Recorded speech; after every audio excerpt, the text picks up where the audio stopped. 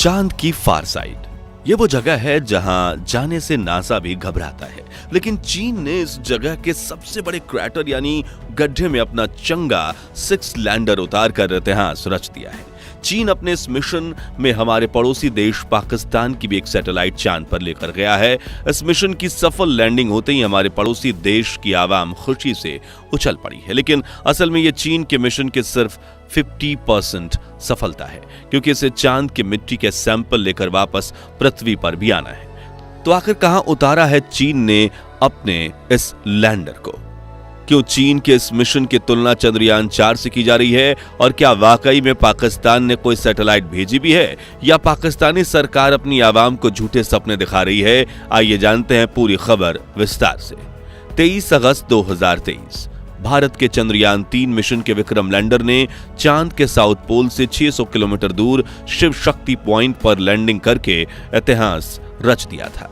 यह चांद का वो हिस्सा था जहां आज तक कोई नहीं गया, और चंद्रयान 3 की सफलता देखकर चीन ने भी अपने अगले मून मिशन चंगा 6 पर काम तेज कर दिया था।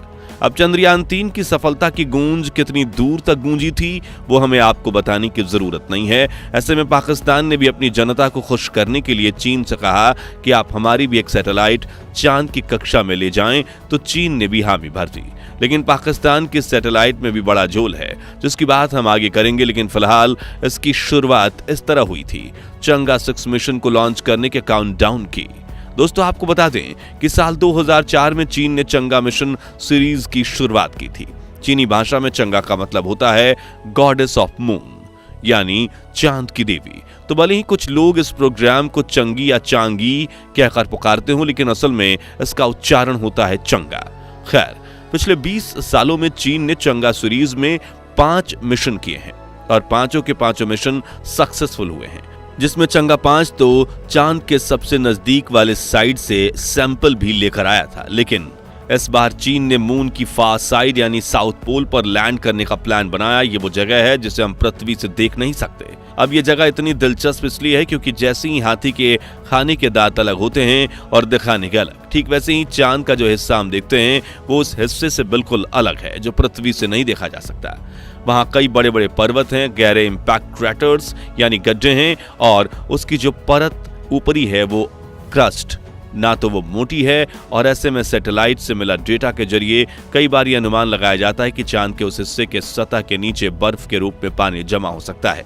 साथ ही क्रस्ट के नीचे रेगोलिथ नाम की जो लेयर है जिसमें बड़े बड़े पत्थर पाए जाते हैं, उसमें लिक्विड या सॉलिड फॉर्म में ऑक्सीजन और हाइड्रोजन होने की संभावनाएं भी जताई गई हैं। वहीं जब चंद्रयान 3 का विक्रम लैंडर भी इस फार साइड के पास उतरा तो उसके कुछ एक्सपेरिमेंट के मुताबिक वहां पानी की मौजूदगी के चांस काफी ज्यादा दिखाई दिए। लेकिन असल में अंदाजा तभी लग सकता है जब हम चांद के उस हिस्से की मिट्टी और पत्थर को पृथ्वी पर लेकर आएं और उस पर लाइव एक्सपेरिमेंट करें। इसके लिए इसरो ने चंद्रयान 4 मिशन प्लान किया है, जिसमें हमारा लैंडर शिव शक्ति पॉइंट के पास ही लैंड करेगा और एक रोबोटिक आर्म चांद की सतह खोदकर सैंपल कलेक्ट करेगा। फिर लैंडर उन सैंपल को पृथ्वी पर वापस लेकर आएगा। हालांकि यह मिशन 2026 में होने वाला है, लेकिन चीन ने भारत से पहले ही अपने चंगा 6 मिशन को मून की फार साइड पर भेज दिया, क्योंकि उनका यह मिशन काफी लंबे समय से तैयार था। अब वैसे तो सभी देशों के बीच अंतरिक्ष में आगे निकलने की रेस चलती रहती है, लेकिन हम विज्ञान के नजरिए से देखें तो जितने ज्यादा देश अपने मून मिशन करेंगे, हमें चांद के बारे में उतनी ही जल्दी जानकारी मिल पाएगी। ऐसे में चीन के इस मिशन की कामयाबी को अप्रिशिएट करना बनता है। अगर आप हमारी इस बात से सहमत हैं तो वीडियो को एक लाइक जरूर कर देना। चलिए अब देखते हैं कि आखिर चंगा 6 का लैंडर कहां उतरा है। तो 2 जून यानी रविवार की सुबह चीन के चंगा 6 मिशन के लैंडर ने साउथ पोल के एटिकन बेसिन में लैंडिंग की, जो कि 2500 किलोमीटर डायामीटर वाला 6 से 8 किलोमीटर गहरा इंपैक्ट क्रैटर है। इसे सोलर सिस्टम का सबसे गहरा और सबसे बड़ा क्रैटर माना जाता है, जो करीब 4.2 से 4.3 बिलियन सालों पहले बना था। इस क्रैटर में कई ऐसी जगहें हैं जहां सालों से सूरज की रोशनी नहीं पहुंच पाई है, और चंगा 6 का लैंडर भी ऐसी ही जगह पर उतरा है। यहां चीन ने लैंडिंग के लिए ऑटोमेटिक लैंडिंग सिस्टम का इस्तेमाल किया था, जिसमें लैंडिंग साइट के करीब पहुंचते ही लैंडर का इंजन बंद किया गया। फिर कुशनिंग की मदद से फ्री फॉल लैंडिंग कराई गई, यानी लैंडर ने अपने आसपास पैराशूट की हवा का गुब्बारा बना दिया और सीधा चांद की सतह से जा टकराया। आया, जिसके बाद इसने अपने सोलर पैनल खोले और सैंपल कलेक्ट करके अपने काम में लग गया। आपको बता दें कि जिस तरह चंद्रयान 3 ने 14 दिन तक मून मिशन किया था, चीन के चंगा 6 ने वैसी कोई डीप स्टडी नहीं की, बल्कि लैंडिंग के 48 घंटों के अंदर ही मानव रहित लैंडर ने रोबोटिक आर्म की मदद से चांद के सैंपल कलेक्ट किए और उसे एयर टाइट कंटेनर में भरकर ऑर्बिट में घूम रहे स्पेसक्राफ्ट की तरफ उड़ान भर ली और अब ये चांद की ऑर्बिट से निकलकर पृथ्वी की तरफ रवाना हो चुका है। और जब चीन का चंगा 6 लैंडर इन सैंपल्स को लेकर सफलतापूर्वक पृथ्वी पर लैंड कर लेगा, तब इन सैंपल्स की मदद से चांद के छिपे हुए हिस्से के गहरे राज खोलने में मदद मिलेगी। लेकिन पृथ्वी के वातावरण में दाखिल होकर घर्षण का सामना करते हुए नीचे आना और इम्पैक्ट लैंडिंग करना कोई आसान काम नहीं है। इस प्रोसेस में कई मिशन फेल हो चुके हैं, यहां तक कि भारतीय एस्ट्रोनॉट कल्पना चावला और उनके क्रू मेंबर्स को धरती पर लाने के दौरान ही दुर्घटना हुई थी, जिसमें नासा के स्पेस शटल कोलंबिया ने आग पकड़ ली और उसमें सवार सभी एस्ट्रोनॉट्स मारे गए थे।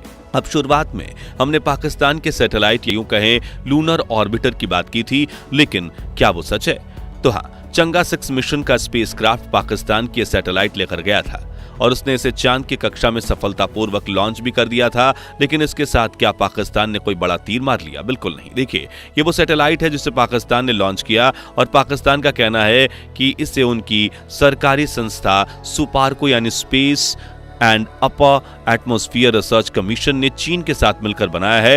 लेकिन आपको यह जानकर हैरानी होगी कि यह 7 किलो की छोटी सी सैटेलाइट तो एक सैटेलाइट किट में भी मिल जाती है, जिसे चीन की प्राइवेट स्पेस कंपनीज बेचती हैं। देखो, यहाँ पर आपको चीनी भाषा में इंस्ट्रक्शन भी देखने को मिल जाएंगे, तो इसे आप चीन के मार्केट में भी खरीद सकते हो। कुछ हजारों रुपए में आपको यह सैटेलाइट मिल जाएंगी। हाँ, ये हो सकता है कि पाकिस्तान के वैज्ञानिकों ने इस किट के पार्ट सही से काम कर रहे हैं या नहीं, उसकी टेस्टिंग की हो, या फिर इससे अपना एक छोटा सा मोटर पार्ट इसमें लगाया हो। लेकिन इसे स्पेस में भेजना, वो भी दूसरे देश के स्पेस मिशन का हिस्सा बनाकर, वाकई में कोई बड़ी बात नहीं है। मगर फिर भी पाकिस्तान को लग रहा है कि हमने कुछ तो किया है, इसलिए वहां के प्राइम मिनिस्टर शहबाज शरीफ भी इसे लेकर ट्वीट कर चुके हैं। पाकिस्तानी सरकार इसके द्वारा खींचे गए कुछ धुंधले फोटोज शेयर कर रही है और पाकिस्तान की जनता में खुशी का माहौल फैला हुआ है। लेकिन सच में 21वीं सदी में इतना सा काम करना कोई बड़ी उपलब्धि नहीं है।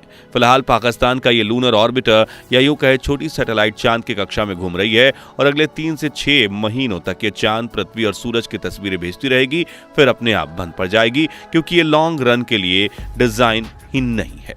बस चीन ने पाकिस्तान को खुश करने के लिए इसे अपने स्पेसक्राफ्ट में लगा दिया था। हालांकि दोस्तों, चीन का चंगा 6 मिशन स्पेस एक्सप्लोरेशन फील्ड में काफी इंपॉर्टेंट माना जा रहा है, क्योंकि इसका लैंडर तो चांद के सैंपल कलेक्ट करके धरती पर लाएगा ही, इसके साथ ही इसके ऑर्बिटर में 2 ऑप्टिकल कैमराज लगे हुए हैं जो चांद की सरफेस और मैग्नेटिक फील्ड की इमेजेस कैप्चर कर रहे हैं।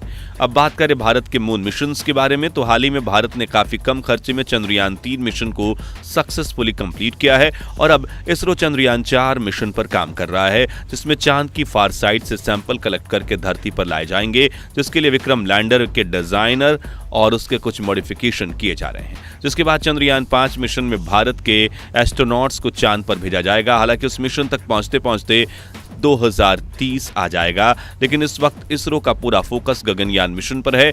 2025 में इस मिशन के तहत भारतीय एस्ट्रोनॉट को पहली बार स्वदेशी स्पेसक्राफ्ट में बिठाकर अंतरिक्ष में भेजा जाएगा, जिसके लिए पूरा देश काफी एक्साइटेड है। तो दोस्तों, क्या मैन्युफैक्चरिंग की तरह स्पेस रिसर्च सेक्टर में भी चीन दुनिया से आगे निकल जाएगा, या आने वाले कुछ सालों में इसरो के वैज्ञानिक चीन को कड़ी मात दे देंगे?